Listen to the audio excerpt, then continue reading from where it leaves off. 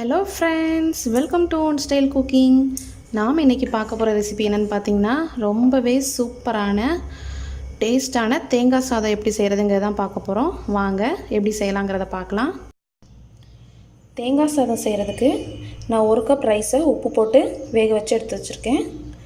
இது பார்த்திங்கன்னா அரை மூடி தேங்காவை இந்த மாதிரி துருவி வச்சுக்கோங்க. என்கிட்ட துருவல் இல்லை, அதனால் மிக்சியில் போட்டு லைட்டாக ஒரு அடி அடிச்சிருக்கேன்.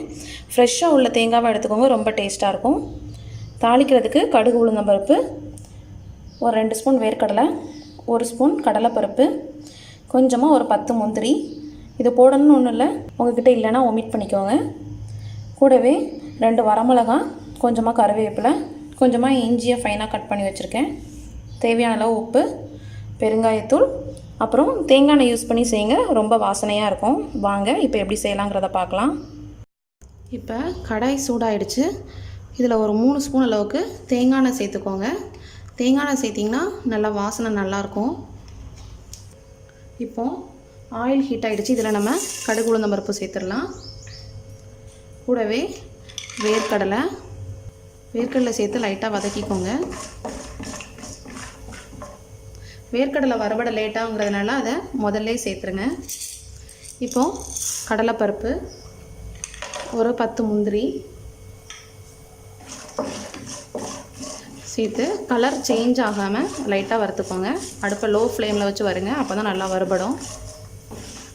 இந்த மாதிரி தேங்காய் சாதம் வந்து கோயில்களெல்லாம் பிரசாதமாக கொடுப்பாங்க, ரொம்பவே நல்லாயிருக்கும். இப்போ ஃபைனாக சாப் பண்ணி வச்சுருக்க இஞ்சி கொஞ்சம் சேர்த்துக்கோங்க.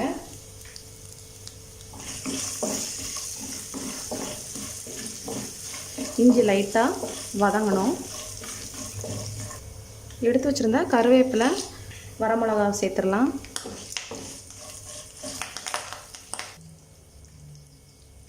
இதில் நம்ம பெருங்காயத்தூள் சேர்த்துடலாம். நம்ம பருப்பு வகைகள் சேர்த்ததுனால பெருங்காயத்தூள் கொஞ்சம் சேர்த்துக்கலாம்.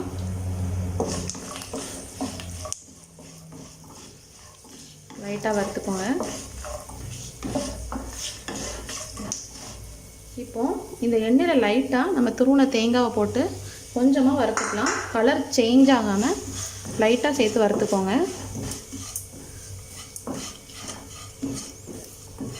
இந்த சாதம் ரொம்பவே டேஸ்ட்டாக இருக்கும். நீங்களும் உங்கள் குழந்தைங்களுக்கு லஞ்ச் பாக்ஸ்லாம் ட்ரை பண்ணி பாருங்கள்.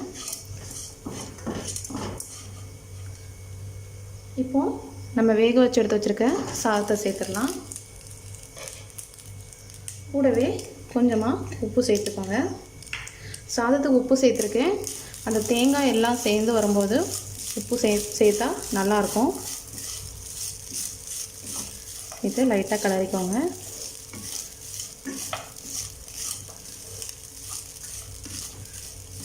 நீங்கள் வீட்டில் எத்தனை பேருக்கு செய்கிறீங்களோ அதுக்கேற்றால குவான்டிட்டியை இன்க்ரீஸ் பண்ணிக்கோங்க. இதுக்கு சைடிஷ்ஷாக நம்ம தேங்காய் துவையல் வச்சு சாப்பிட்டா கூட நல்லாயிருக்கும். இல்லைனா ஏதாவது வெஜிடபிள் குருமா நல்லாயிருக்கும்.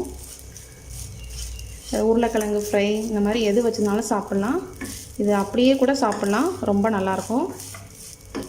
நம்மளோட சூப்பரான தேங்காய் சாதம் ரெடி ஆகிடுச்சு. அடுப்பை ஆஃப் பண்ணிடலாம்.